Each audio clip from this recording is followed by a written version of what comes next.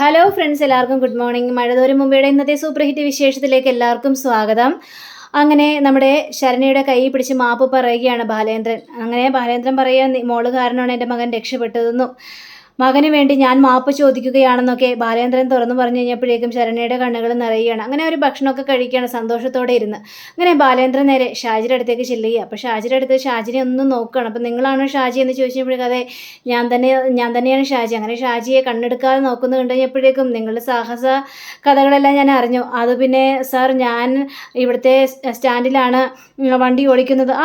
അറിയാം, അലീന എന്നോട് കുറേ കാര്യങ്ങളെല്ലാം പറഞ്ഞിട്ടുണ്ട്. അലീന പൈസ തന്നാലും മേടിക്കാറില്ലല്ലേ? അയ്യോ സാർ, അങ്ങനെയൊന്നും അല്ല സാർ. പിന്നെ ഞങ്ങളൊരു തീരുമാനത്തിലെത്തി.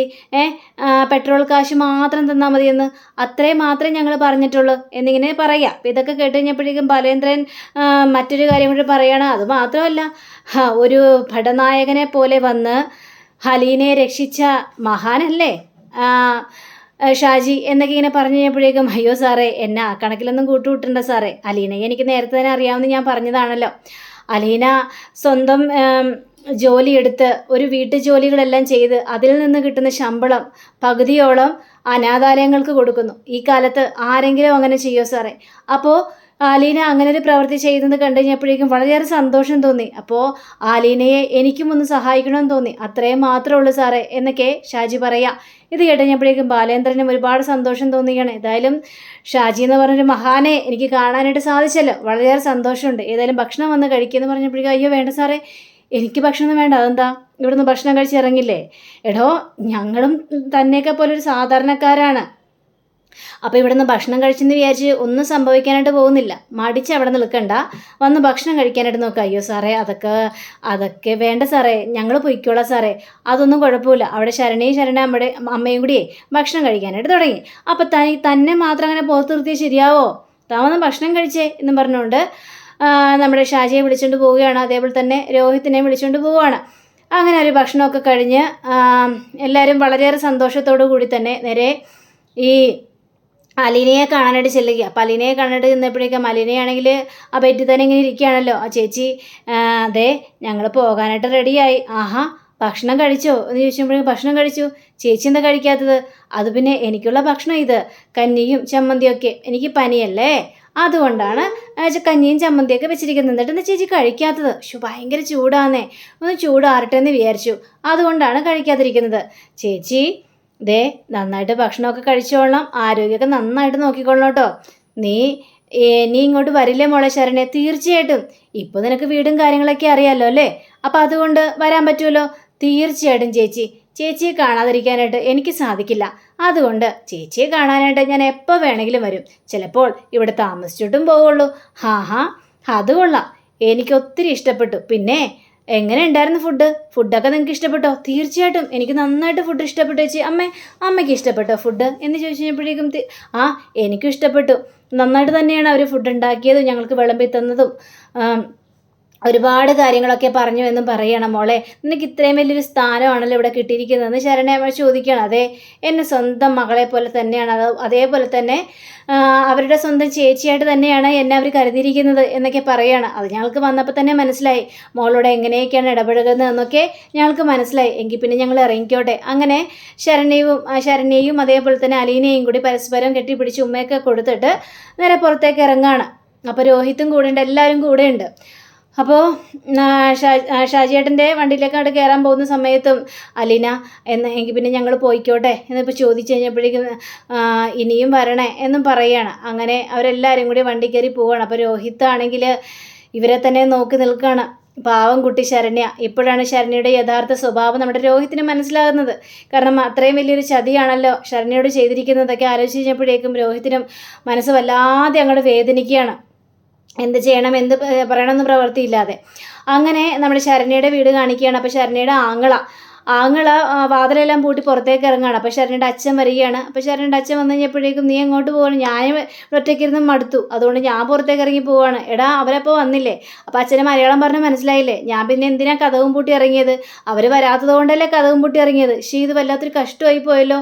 ദേമാരിയപ്പിനെ എവിടെയാണ്, എന്തായി, ഞാൻ വിളിച്ചു നോക്കട്ടെ എന്ന് പറഞ്ഞപ്പോഴേക്കും വിളിച്ചു കഴിഞ്ഞപ്പോഴേക്കും ഞങ്ങളിതേ ഇറങ്ങുക ഭക്ഷണമൊക്കെ കഴിച്ചു ഇറങ്ങാമെന്ന്. ഭക്ഷണം കഴിച്ചു എന്ന്. ഭക്ഷണം കഴിച്ച് ഞാൻ പിന്നെ വിളിക്കാമെന്ന് പറഞ്ഞുകൊണ്ട് ഫോൺ വെക്കുക. വിളിച്ചപ്പോഴേക്കും എന്താ വെച്ചാൽ പറഞ്ഞത്, അവരവിടെ നിന്ന് ഭക്ഷണവും ചായയൊക്കെ കുടിച്ചെന്നാണ് പറഞ്ഞത്. എൻ്റെ ദൈവമേ, എന്താ ഇവർ ചെയ്യേണ്ടത്, ഇവർക്കൊരു കാലവും ബോധമൊന്നും ഇല്ലേ എന്ന് പറഞ്ഞുകൊണ്ട് ഇങ്ങനെ വഴക്ക് പറയുന്ന രീതിയിൽ ഈ ആങ്ങളെ സംസാരിക്കുകയാണ്. പിന്നീട് കാണിക്കുന്നത് നമ്മുടെ രേവതി കുട്ടിയാണ്. അപ്പോൾ രേവതി കുട്ടി കുളിക്കാനായിട്ട് കയറുക. അപ്പോൾ ആ സമയത്താണ് പെട്ടെന്നൊരു കോൾ വന്നത്. കോൾ വന്നിട്ടുണ്ടെപ്പോഴേക്കും മാമച്ചൻ വന്ന്, അയ്യോ ഇത് രേവതി കുട്ടിയുടെ ഫോണിലാണ് അടിക്കുന്നത്.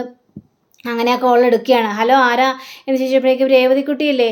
അയ്യോ രേവതിക്കുട്ടി ഇല്ല, പക്ഷേ ഉണ്ട്. എവിടെയാണെന്ന് അറിയില്ല. നിങ്ങളാരാ വിളിക്കുന്നത്?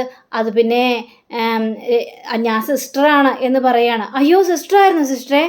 അയ്യോ രേവതിക്കുട്ടി ഇവിടെ ഇല്ലല്ലോ, വരുമ്പോൾ ഞാൻ വിളിക്കാനായിട്ട് പറയാട്ടോ.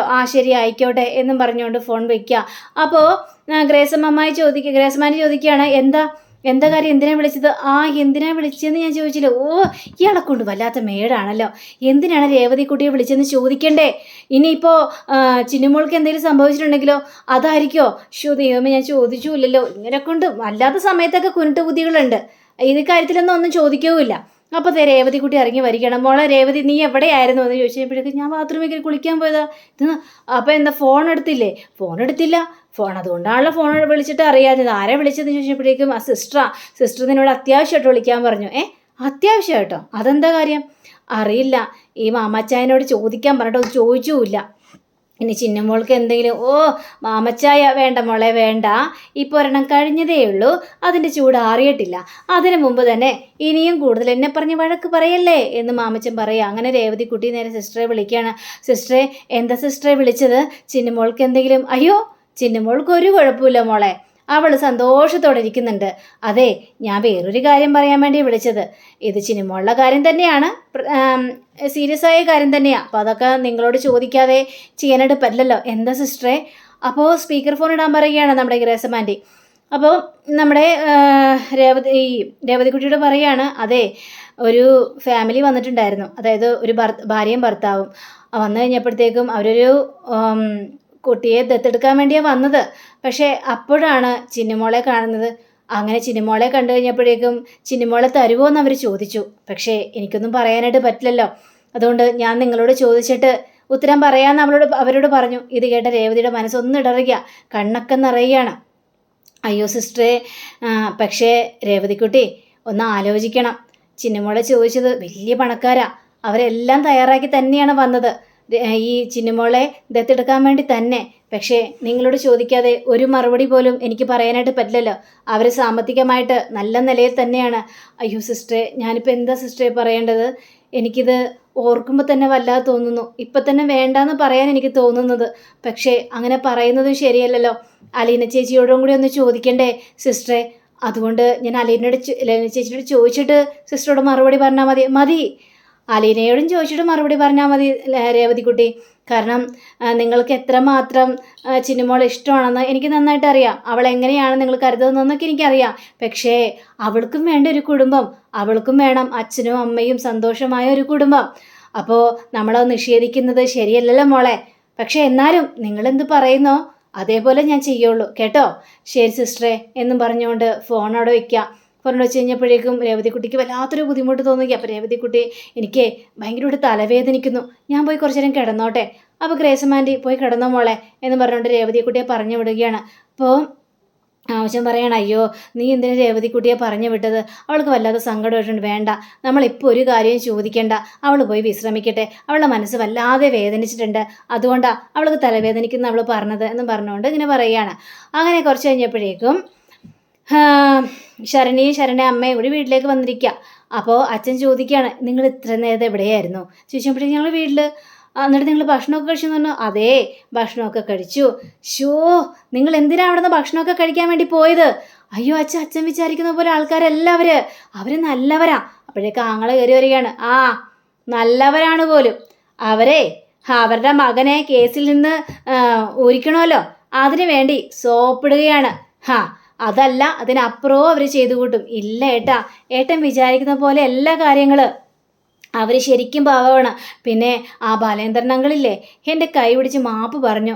അത് കണ്ടു കഴിഞ്ഞപ്പോഴേക്കും എനിക്ക് സങ്കടം വന്നു. അപ്പോഴേക്കും അമ്മയും പറയണം, അതെ ആ സാറാണെങ്കിൽ ഇവളുടെ കൈ പിടിച്ച് മാപ്പ് പറയുന്ന കേട്ടപ്പോഴേക്കും എൻ്റെ കണ്ണുവരെ നിറഞ്ഞു പോയി. കണ്ടോ എങ്ങനെ ഇരിക്കുന്നു. ദേ അവർ, ഞാൻ പറഞ്ഞല്ലോ, അവരൊക്കെ വലിയ വലിയ ആൾക്കാരാ. അവർ ഇതേപോലെ സോപ്പിട്ട് നിങ്ങളെയൊക്കെ കൈക്കലാക്കും. ഒരു ചേട്ടനോട് എന്ത് പറഞ്ഞാലും മനസ്സിലാവില്ലേ? ചേട്ടൻ വിചാരിക്കുന്ന പോലെ ഒരാളല്ലെന്നേ അവർ. അപ്പം ഇത് കേട്ടാ ഈ പുള്ളിക്കാരൻ ദേഷ്യം വരിക, അവിടെ നിന്ന് ഇറങ്ങി പോവുകയും ചെയ്യാണ്. അപ്പോൾ നമ്മുടെ ഈ ശരണ്യയുടെ അച്ഛൻ ചോദിക്കണം, അലീന എങ്ങനെയാണ് ആ വീട്ടിൽ? അലീന ചേച്ചി എങ്ങനെയാണെന്നോ? ഇവളെങ്ങനെയാണോ വിളിക്കുന്നത് അതേപോലെ തന്നെ ആ പിള്ളേരും അലീന ചേച്ചി എന്ന് പറഞ്ഞ് വിളിക്കണത്. അലീന ഞാൻ അവിടെ ചെന്നപ്പോഴേക്കും പനിച്ച് വരച്ച് കിടക്കുകയായിരുന്നു. അലീനയ്ക്ക് വേണ്ടിയുള്ള ഭക്ഷണവും ചായയും എല്ലാം ആ റൂമിൽ തന്നെ എത്തിക്കും. അലീനയുടെ റൂം കണ്ടിട്ടുണ്ടോ? അതേപോലുള്ള റൂമുകളാ. അലീന അവിടുത്തെ രാജകുമാരിയെ പോലെ തന്നെ കഴിയുന്നത്. ഞങ്ങൾക്ക് കണ്ടിട്ട് പോലും വിശ്വസിക്കാൻ പറ്റുന്നൊരവസ്ഥയായിരുന്നു. എന്തുമാത്രം സ്നേഹമാണെന്ന് അറിയാവോ അലീനയോട്. ഇത് കേട്ട് കഴിഞ്ഞപ്പോഴേക്കും അച്ഛന് തീരെ വിശ്വസിക്കാൻ പറ്റുന്നില്ല, എനിക്ക് തീരെ വിശ്വസിക്കാൻ പറ്റുന്നില്ല കേട്ടോ. നിങ്ങളീ പറയുന്നത് വിശ്വസിക്കണം. ഞങ്ങൾ പറഞ്ഞത് മുഴുവനും സത്യം തന്നെയാണ്. കാരണം ഞങ്ങളോടും അതേപോലെ തന്നെയാണ് അവർ വെച്ച് വിളമ്പി ഞങ്ങളുടെ പാത്രത്തിലേക്ക് വിളമ്പി തരികയാണ് ചെയ്തത്. ഒരു കറുത്ത മുഖം അവർ കാണിച്ചില്ല. അതേപോലെ തന്നെയാണ് ആ രോഹിത്തിനും എത്രമാത്രം സ്നേഹം, എന്ത് നല്ല പയ്യനാണെന്നറിയാം രോഹിത്ത്. ആ രോഹിത്തിന് ഒരു ചീത്ത സ്വഭാവവും ഇല്ല എന്നൊക്കെ അവിടെ പറയാം.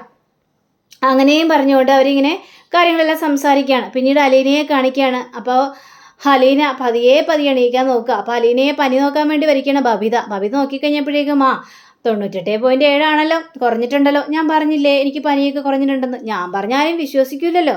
അയ്യോ ചേച്ചിയെ പോലെ വലിയ ജ്ഞാനമൊന്നും ഞങ്ങൾക്കില്ലല്ലോ, അതുകൊണ്ട് ഞങ്ങൾക്ക് തെർമോമീറ്റർ വെച്ച് നോക്കിയാലേ കാര്യങ്ങളെല്ലാം മനസ്സിലാവുള്ളൂ. എങ്കിൽ പിന്നെ എനിക്ക് പോകാമല്ലേ? എങ്ങോട്ട് പോകുന്നു? അവിടെ ഇരിക്കുക. അല്ല എനിക്ക് പനി കുറഞ്ഞല്ല, ഞാനൊന്ന് പുറത്തേക്കൊക്കെ ഒന്ന് പോയി ഒന്ന് ഇരിക്കാമെന്ന് വിചാരിച്ചു. ഒരു പുറത്തേക്കും പോകണ്ട. ഞങ്ങൾ എപ്പോൾ പറയുന്നോ അപ്പം മാത്രമേ ഇവിടെ നിന്ന് പുറത്തേക്ക് ഇറങ്ങാൻ പാടുള്ളൂ, മനസ്സിലായല്ലോ? ഇതെന്താണ് നിങ്ങളിങ്ങനെ? എനിക്കിനി ജയിലിൽ നിന്ന് എപ്പോഴാണ് ഒന്ന് മോചനം കിട്ടുന്നത്? എനിക്കൊന്ന് പുറത്തേക്ക് ഇറങ്ങി ഒന്ന് കാറ്റും വെളിച്ചമൊക്കെ കൊള്ളണ്ടേ? എങ്ങനെയാ എന്നൊക്കെ പറഞ്ഞപ്പോഴും കൃഷ്ണമോൾ ഇത് കണ്ടോ? എൻ്റെ പൊന്നലീന ചേച്ചി, ഈ കാര്യത്തിൽ ഞാൻ ബബിതേച്ചിയുടെ കൂടെ തന്നെയാണ്. അതുകൊണ്ട് ഈ അലീന ചേച്ചി എന്നോട് എന്ത് പറഞ്ഞിട്ട് ഒരു കാര്യമില്ല, അത് ഞാൻ സമ്മതിക്കത്തുമില്ല. പക്ഷേ ഇത് വല്ലാത്ത കഷ്ടമായി പോയിട്ടോ. പറഞ്ഞ മനസ്സിലായല്ലോ?